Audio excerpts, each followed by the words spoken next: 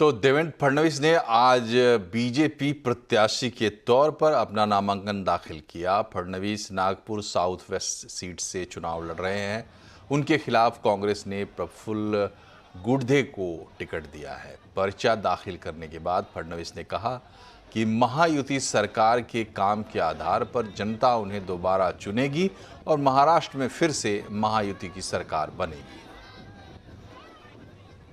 एक ही लक्ष्य है, जो महाराष्ट्र को विकास की गति हमने दी है, जो महाराष्ट्र की प्रगति हमने की है, उसको निरंतर जारी रखने के लिए वापस महायुति की सरकार लाना, ये एक ही लक्ष्य है।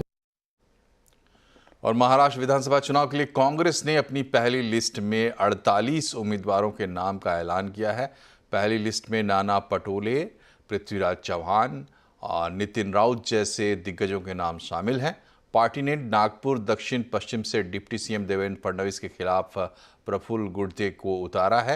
कांग्रेस की पहली लिस्ट में 5 महिला प्रत्याशियों को टिकट दिया गया है। 5 एसटी और 3 एससी कैंडिडेट हैं। महाविकास अघाड़ी में कांग्रेस, एनसीपी, शरद पवार और शिवसेना यूबीटी के बीच 85-85 सीटों का फॉर्मूला तय हुआ है, जबकि 18 सीटें एमवीए की छोटी पार्टियों के लिए छोड़ी गई हैं और 15 सीटों को लेकर बातचीत अभी जारी है। एमवीए की इन बड़ी पार्टियों ने अब तक 158 उम्मीदवारों का ऐलान किया है। इनमें शिवसेना 65, एनसीपी, शरद पवार गुट के 45 नाम शामिल हैं। और अजीत पवार की एनसीपी ने बांद्रा ईस्ट में बाबा सिद्दीकी के बेटे जीशान सिद्दीकी को अपना उम्मीदवार बनाया है। जीशान 25 अक्टूबर को कांग्रेस छोड़कर एनसीपी में शामिल हुए हैं। जीशान 2019 में कांग्रेस के टिकट पर विधायक बने थे। महाविकास अघाड़ी ने जीशान की सीट शिवसेना यूबीटी को दे दी है। जीशान सिद्दीकी से बात की हमारी सहयोगी प्रीति सोमपुरा ने। आप खफा है क्योंकि कांग्रेस ने जो है आपको टिकट नहीं दी, वो सीट जो है छोड़नी चाहिए थी। हालांकि कांग्रेस की सीट थी, वहां पर वरुण सरदेसाई को शिवसेना ने उतारा है, जबकि आपको सपोर्ट करना चाहिए था क्योंकि आपके फादर जो है बाबा, वो इतने सालों से उन्होंने कांग्रेस पार्टी के लिए काम किया है। देखिए, महाविकास अघाड़ी का तो हमेशा से एक पहल रही है कि वो लोगों के साथ खेल खेलती है। मेरे साथ भी खेल खेले, मगर दुख इस बात का है कि इस कठिन समय में भी उन्होंने मेरे साथ खेल खेले। मगर ठीक है, जनता जवाब देगी, वोटों के द्वारा जवाब देगी। और मैं क्या ही कहूँ, हमने 5 साल बहुत काम किया है बांद्रापुर में, और कांग्रेस ने अपनी सिटिंग सीट शिवसेना उबट्टा को प्रेशर में आके दी है। ये कार्यकर्ताओं के लिए एक बहुत बड़ी हार है और कैडर के लिए हार है। और अब करते हैं आज के बाजार की बात। आज बाजार में हाहाकार और कोहराम का दिन रहा। बिकवाली का दबाव बरकरार है। सेंसेक्स निफ्टी लगातार 5वें दिन गिरावट पर बंद हुए हैं। सेंसेक्स 663 पॉइंट गिरा, निफ्टी 219 पॉइंट गिरकर बंद हुआ। वहीं मोतीलाल ओसवाल फाइनेंशियल सर्विसेज के इंस्टीट्यूशनल इक्विटीज के head of research Gautam Duggar ने कहा कि बाजार में पैनिक नहीं है, बाजार में बहुत बड़ी गिरावट भी नहीं है। नहीं, मुझे नहीं लगता इसको पैनिक कहा जाएगा, बिकॉज अभी भी हम केवल 7-8% ही टॉप से डाउन है for mid cap index, for Nifty also 6-7%. Yes, there has been some accelerated fall in some of the overbought and overhyped sectors which have done exceedingly well in the last 2 years. तो वहां पे थोड़ा correction जरूरी था होना। अब उसका कोई टाइमिंग प्रेडिक्ट नहीं कर सकता था। बस हमने देखा है कई बार, हमारे पिछले कन्वर्सेशंस में भी आपको बोला था कि मिड कैप स्मॉल कैप के जो वैल्यूएशंस है बहुत प्रीमियम पे है। मतलब मिड कैप इंडेक्स भी ही 35 हो गया था, which was at a 60% premium to Nifty. Within that कुछ सेक्टर्स के पी 70-80 हो चुके थे और उतना अर्निंग्स में पेस दिख नहीं रहा है। तो थोड़ा बहुत ये करेक्शन जरूरी भी था। वैल्यूएशंस को थोड़ा सा सैनिटी पे ले आएगा ये। और ऑफ कोर्स ये बात तो है कि FY25 के अर्निंग्स बहुत सॉफ्ट है। हमारा ये साल का अनुमान केवल 7% अर्निंग्स ग्रोथ का है। पहली बार हमने 4% अर्निंग्स कट भी देखा है इस बार। हालांकि वो 4% अर्निंग्स कट 80% उसमें से केवल 4 कंपनीज के वजह से आया है, बट फिर भी 7% earnings growth on a full year FY25 basis will be the first single digit earnings growth in 5 years। तो काफी अच्छा है। थोड़ा बहुत ये मार्केट को लाइट करेगा। जो एकदम रिलेंटलेस एकदम लीनियर तरीके से मार्केट बढ़ रहा था, करेक्ट होना बहुत जरूरी था। और ये काफी अच्छी बात है कि थोड़ा मार्केट में करेक्शन आ रहा है। इस दिवाली कुछ धमाकेदार दिवाली मौका होता है शुभ निवेश का। इस खास मौके के लिए हम आपके लिए लेकर आए हैं कुछ विस्फोटक निवेश आइडियाज, ब्रोकरेज की कुछ ऐसी टॉप पिक्स जो आपके पोर्टफोलियो को समृद्धि और रोशनी वाला बना देंगे।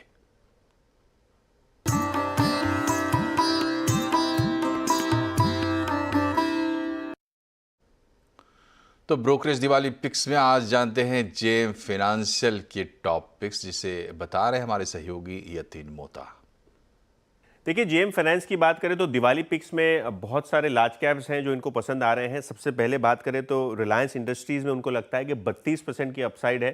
3500 रुपये के टारगेट के साथ ये खरीदारी की जो है वो सलाह दे रहे हैं। ऑब्वियसली रिलायंस की बात करें, जो जियो और रिटेल वर्टिकल है, यहाँ अच्छी खासी जो है अर्निंग्स ग्रोथ की एक्सपेक्टेशन है। इसके अलावा पावर ग्रिड और पावर ग्रिड यानी पावर सेक्टर को खेलने का एक जरिया, जहां 22% की अपसाइड जेएम फाइनेंस को लगती है कि आ सकती है। इसके अलावा बजाज फाइनेंस, आईसीआईसीआई लोम्बार्ड और जीएसपीएल जैसे काउंटर्स में भी 20 से 30% के बीच का रिटर्न आपको मिल सकता है। तो लार्ज कैप्स में ये 3-4 स्टॉक्स हैं जो इनको पसंद आ रहे हैं। अगर हम मिड कैप्स की बात करें तो मैक्रोटेक डेवलपर, जिसका लोधा के नाम से हम कोड देख सकते हैं, 40% की अपसाइड इस रियल एस्टेट प्ले में जेएम फाइनेंस को लगती है कि मुमकिन है।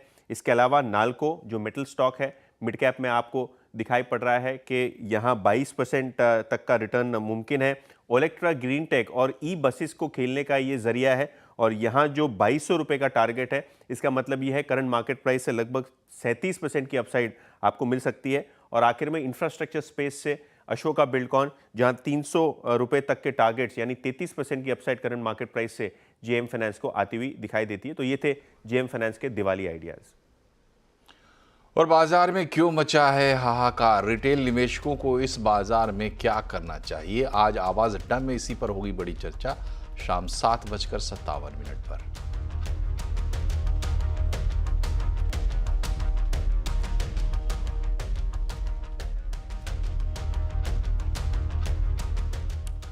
चालू कारोबारी साल में 7% की जीडीपी ग्रोथ हासिल करना चुनौतीपूर्ण दिख रहा है। सीएनबीसी आवाज को मिली एक्सक्लूसिव जानकारी के मुताबिक कंपनियों की दूसरी तिमाही के नतीजों ने वित्त मंत्रालय की चिंता बढ़ा दी है। पूरी खबर बता रहे हैं लक्ष्मण रॉय। देखिए, यहाँ पे जो मुझे वित्त मंत्रालय के सूत्रों से जानकारी मिली है, उसके मुताबिक अब आज के हालात में 7% का जीडीपी ग्रोथ रेट होना चालू कारोबारी साल में उनको थोड़ा सा मुश्किल दिख रहा है। और ये चुनौती जो आ रही है, चुनौती सबसे ज़्यादा आ रही है कंजम्पशन के मोर्चे पे, यानी खपत के मोर्चे पे। आपने देखा शेयर बाज़ार में जो चिंता हुई, ताज़ा चिंता, वो ये थी कि जो कंज्यूमर ड्यूरेबल्स कंपनियां हैं, उन्होंने कहा अपने कमेंट्री में कि हमारे यहाँ डिमांड कम हो रहा है और ख़ास तौर से अर्बन शहरी इलाकों से मांग कम हो रही है और कितनी जल्दी सुधरेगी उसकी उम्मीद नहीं दिख रही है। तो ये बातें सरकार को भी चिंतित कर रही हैं कि अर्बन इलाके में, शहरी इलाकों में डिमांड कम है, तो ये एक जीडीपी ग्रोथ को रोकने के लिए एक बहुत बड़ा फैक्टर होता है। दरअसल जीडीपी ग्रोथ को का हिसाब लगाने में 4 फैक्टर काफ़ी महत्वपूर्ण होता है। एक होता है कंजम्पशन, जो आपको बताया कि उस पर काफ़ी ज़्यादा रुकावट है। दूसरा होता है एक्सपोर्ट, तीसरा होता है प्राइवेट इन्वेस्टमेंट, चौथा होता है गवर्नमेंट कैपिटल एक्सपेंडिचर। तो एक्सपोर्ट के मोर्चे पर भी देखें तो वहाँ भी लगातार गिरावट है, तत्काल उसमें बहुत तेज़ी आएगी इसकी भी संभावना नहीं दिख रही है। तीसरा फैक्टर होता है प्राइवेट इन्वेस्टमेंट, जो कैपिटल एक्सपेंडिचर निजी कंपनियां करती हैं अपने विस्तार योजनाओं को लेकर के। तो वहाँ भी जिस तरह की उम्मीद की जा रही थी वो उम्मीद पर खरा नहीं उतरा है, वहाँ भी एक सुस्ती के संकेत दिख रहे हैं। अब रहा चौथा फैक्टर, वो है आपको सरकार की तरफ से होने वाला खर्च। ये बढ़ रहा है, सरकार बढ़ा रही है, इसमें कोई शक नहीं है, लेकिन सरकार भी मानती है कि 4 फैक्टर में से सिर्फ एक फैक्टर के सहारे हम जीडीपी ग्रोथ की रफ्तार को बहुत आगे तक नहीं ले जा सकते। इसलिए 7% के ग्रोथ टारगेट को पाना थोड़ा सा उनको चुनौतीपूर्ण लग रहा है। यहाँ बताना ज़रूरी है कि आर्थिक सर्वे में 6.5 से 7% ग्रोथ का अनुमान दिया गया था। रिजर्व बैंक ऑफ इंडिया ने इससे आगे कदम बढ़ाते हुए 7.2% जीडीपी ग्रोथ का अनुमान दिया था, लेकिन अब जैसा कि बताया कि वित्त मंत्रालय खुद शंका हो रही है कि शायद 7% पूरा कर पाए या ना कर पाए। जीएसटी कारोबारियों के लिए इनपुट टैक्स क्रेडिट लेना और रिटर्न दाखिल करना अब और आसान होगा। इनवॉइस मैनेजमेंट सिस्टम की नई सुविधा के जरिए अब कारोबारी न सिर्फ अपना आईटीसी रिफंड खुद तय कर सकेंगे, बल्कि सही जीएसटी रिटर्न भी दाखिल कर सकेंगे। जीएसटी पोर्टल पर 1 अक्टूबर से इनवॉइस मैनेजमेंट सिस्टम लागू हो चुका है। अगले महीने से सभी जीएसटी कारोबारियों को इसी सिस्टम के जरिए अपने सेलर्स की बिलिंग और इनपुट टैक्स क्लेम को एडजस्ट करना पड़ेगा। यानी उनके पास अधिकार होगा कि वो सेलर्स के बिल को एक्सेप्ट करें, रिजेक्ट करें या उन्हें पेंडिंग में डाल दें। जो चीजें पहले मैन्युअल होती थी कि पार्टनर को फोन करो या आपके वेंडर को, उससे चेक करो कि वो इनवॉइस सही है, गलत है, या उसने आप पेमेंट किया है, रिकंसिलिएशन जो जीएसटी के होते थे, ये सब ऑनलाइन मूव कर जाएंगे, जहां पर आपको ये रिकंसिलिएशन का एफर्ट जीरो हो जाएगा, फॉलोअप्स जो है वो कम हो जाएंगे। सो सारा डेटा रेडिली अवेलेबल रहेगा प्लेटफॉर्म के ऊपर, जहां पर आपको आपके बिल्स विजिबल रहेंगे। जो आपके इनवॉइसेस है करेक्ट है वो आप एक्सेप्ट कर सकते हो, जो गलत है उसको आप रिजेक्ट कर सकते हो, जो वापस जाएंगे आपके वेंडर के पास में और उसको इंटीमेट होगा कि एक्सेप्ट नहीं हुआ है। अगले महीने 14 नवंबर को जो GSTR 2B जनरेट होगा वो इनवॉइस मैनेजमेंट सिस्टम पर आधारित होगा। यानी जीएसटी कारोबारी जो भी एक्शन IMS के जरिए लेगा उसी आधार पर उसका pre filled final GSTR 3B generate होगा। टैक्स एक्सपर्ट्स का कहना है कि नए सिस्टम से टैक्स कंप्लायंस तो बढ़ेगा ही, ITC मिसमैच की वजह से कारोबारियों को मिलने वाले GST नोटिस में भी कमी आएगी। कि इसके आने की वजह से एरर्स कम हो जाएंगे, कॉम्प्लायंस बढ़ जाएगा, रिकंसिलिएशन और बेटर हो जाएगा और जो डेटा ITC का है उसकी एक्यूरेसी बढ़ जाएगी। इसका फायदा ये होगा कि नोटिसेस जो उम्मीद है कम होंगे। सरकार की तो उम्मीद ये भी है कि इससे फेक इनवॉइसेस या फेक ITC बिलिंग पर भी रोक लग जाएगी। नया सिस्टम समझना कारोबारियों के लिए इसलिए भी जरूरी है क्योंकि अगले साल जनवरी से GSTR 3B में मैनुअल करेक्शन या चेंज करने पर रोक लग जाएगी। ऐसे में टैक्स एक्सपर्ट्स की यही सलाह है कि हर महीने की 14 तारीख को ऑटोपुलेट होने वाले GSTR 2B पर नजर रखें और इनवॉइस मैनेजमेंट सिस्टम से उस पर समय रहते एक्शन लें, ताकि GST न सिर्फ सरकार के लिए बल्कि आपके लिए भी गुड एंड सिंपल टैक्स बन सके। आलोक प्रियदर्शी, दिल्ली। NCR का दूसरा इंटरनेशनल एयरपोर्ट जेवर एयरपोर्ट वहाँ से पहली कमर्शियल उड़ान अगले साल 17 अप्रैल को शुरू होगी। शुरू में कौन से रूट्स होंगे, कब से टिकट बुक कर सकते हैं और आप इंटरनेशनल एयरपोर्ट पर कैसे पहुंचेंगे, ऐसी सभी काम की जानकारियां लाए हैं रोहन सिंह।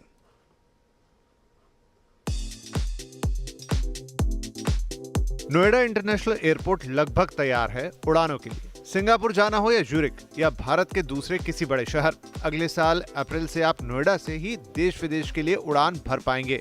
पहले चरण में 30 उड़ानों से शुरुआत होगी। इसमें 25 घरेलू और 3 अंतर्राष्ट्रीय उड़ानें शामिल होंगी। सिंगापुर, दुबई और ज्यूरिख के लिए सीधी अंतर्राष्ट्रीय उड़ानें होंगी, जबकि मुंबई, बेंगलुरु, लखनऊ, हैदराबाद जैसे प्रमुख भारतीय शहरों से भी कनेक्टिविटी होगी। नोएडा इंटरनेशनल एयरपोर्ट को लाइसेंस मार्च 2024 तक मिलने की उम्मीद है, लेकिन उद्घाटन से पहले ही यहां टिकटों की बुकिंग शुरू हो जाएगी। अंतर्राष्ट्रीय उड़ानों के लिए टिकट बुकिंग एयरपोर्ट खुलने के 90 दिन पहले से शुरू हो जाएगी, जबकि घरेलू उड़ानों के लिए बुकिंग 6 हफ्ते पहले ही खुलेगी। इस महीने की शुरुआत में एयरपोर्ट ने अपने इंस्ट्रूमेंट लैंडिंग सिस्टम की कैलिब्रेशन पूरी कर ली है, जो कि लो विजिबिलिटी में पायलटों की मदद करता है। रनवे की जांच के लिए कुछ और ट्रायल रन भी किए जाएंगे। नोएडा इंटरनेशनल एयरपोर्ट का पहला चरण 1334 हेक्टेयर में फैला हुआ है और इसे सालाना 12 मिलियन यात्रियों की क्षमता के साथ तैयार किया जा रहा है। 1 लाख स्क्वायर मीटर की टर्मिनल बिल्डिंग होगी, जिसमें करीब 28 एयरक्राफ्ट स्टैंड होंगे। नोएडा इंटरनेशनल एयरपोर्ट की कनेक्टिविटी के लिए एक 6 लेन का 16 किलोमीटर लंबा एक्सप्रेसवे तैयार हो रहा है। रेलवे से इसकी कनेक्टिविटी तो हो गई ही, साथ ही रैपिड रेल और पॉड टैक्सी को भी यहाँ पे प्लान किया जा रहा है। रोहन सिंह, नोएडा। विदेशों से refurbished high and medical equipment को इंपोर्ट करने से भारत की डोमेस्टिक कंपनियों को नुकसान होगा। ये कहना है भारत में मेडिकल डिवाइस बनाने वाली कंपनियों के एसोसिएशन का। उनका कहना है कि इससे आत्मनिर्भर भारत मुहिम को झटका लग सकता है। आपको बता दें कि हाल ही में पर्यावरण मंत्रालय ने इंपोर्ट को मंजूरी दी है। इसके विरोध में भारतीय मैन्युफैक्चरर्स ने हेल्थ मिनिस्टर को चिट्ठी लिखी है। संवाददाता दीपाली नंदा ने मैन्युफैक्चरर्स से बात की। क्या ये मुद्दा है और कितना इसका असर देखने को मिल सकता है एक पेशेंट के स्वास्थ्य पर, और इकोनॉमिकली इसका कितना इम्पैक्ट देखने को मिल सकता है? जो ये मुद्दा है, ये 3 मुद्दे हैं बेसिकली। सबसे बड़ा मुद्दा है इंडस्ट्री का। 80% हम इंपोर्ट डिपेंडेंट है। हम 90% इंपोर्ट डिपेंडेंट हो जाएंगे अगर ये पॉलिसी प्राइम मिनिस्टर की जो लास्ट ईयर नीति थी उसको अंडरमाइन करेगी। लास्ट ईयर गवर्नमेंट ने नेशनल मेडिकल डिवाइस पॉलिसी निकाली थी मेक इन इंडिया के लिए कि इंडिया को लीडिंग मैन्युफैक्चरिंग हब बनाएंगे दुनिया में। ये पॉलिसी उसको रिवर्स करती है। बेसिकली अगर देखा जाए तो इंडियन गवर्नमेंट ने ऑटोमोटिव्स को बिल्कुल सही आज़ादी दे रखी है कि इंडिया में ऑटोमोटिव मार्केट बढ़ाने के लिए बाहर का कोई भी ऑटोमोबाइल हम अगर लाते हैं तो उसके ऊपर ड्यूटी है। अनफॉर्चुनेटली इंडिया के अंदर जितने भी मेडिकल डिवाइसेस हैं जो रिफर्बिश हैं, 10 साल पुराने हैं, 12 साल पुराने हैं, उनको यहाँ पर डंप यार्ड में रखा जाता है और बिना किसी चेक के कि वो 10 साल हैं, 7 साल हैं, उनकी परफॉर्मेंस क्या है और उनके कैसे रिजल्ट्स होंगे, इसके बारे में कोई नहीं जानता है। ये ऐसा होता है कि हम लोगों को कोई प्रॉब्लम नहीं है अगर नए मशीन से कम्पीट करें। ब्रेक के लिए, लेकिन अभी खबरें और भी हैं, आप बने रहिए हमारे साथ। ब्रेक के बाद एक बार फिर से आपका स्वागत है। मुंबई में नायका लैंड 2.0 ने आगाज कर लिया है। इस दौरान 80 से ज़्यादा ब्रांड्स ने यहाँ शिरकत की। ग्लोबल रिटेलर फुट लॉकर ने भी यहाँ इवेंट में अपना डेब्यू किया।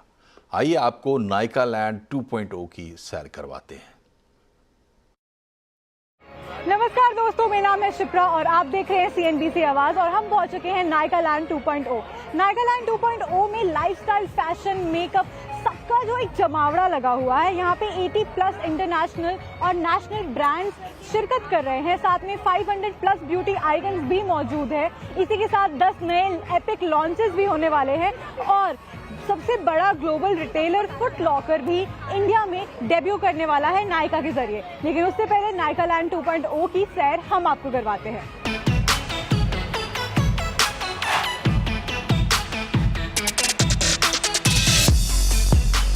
अब हमारे साथ हैं टीवी की फेमस एक्ट्रेस श्वेता गुलाटी और अब हम उनसे बात करेंगे और पूछेंगे कि यहाँ पे उनका एक्सपीरियंस कैसा है। सो फार सो गुड। यहाँ का टर्नआउट देख के बहुत ही खुशी हो रही है because I didn't expect so many girls, mainly the younger generation, and kudos to Nykaa for conducting an event like this and having so many brands under one roof. So I'm really excited to walk around, look around. I've just come. I see Nykaa में इतने सारे creative people, you know, they're around and so vibrant colors, so bright colors and happy faces. So it's amazing. Well, this is my first time in Nykaa, तो मुझे ये देख के ऐसा लग रहा है जैसे कि मैं डिज्नीलैंड में आ गया हूँ और यहाँ पे बहुत सारी बार्बी डॉल्स हैं, तो मुझे यही फर्स्ट इंप्रेशन मेरा यही रहा है। मैं खड़ी हूँ इस वक्त पिंक कार्पेट पे और ये था हमारा नायका लैंड 2.0, जहाँ पर अगर हम बात करें तो यहाँ पे मेकअप, फैशन, लाइफस्टाइल का तो जमावड़ा लगा ही है।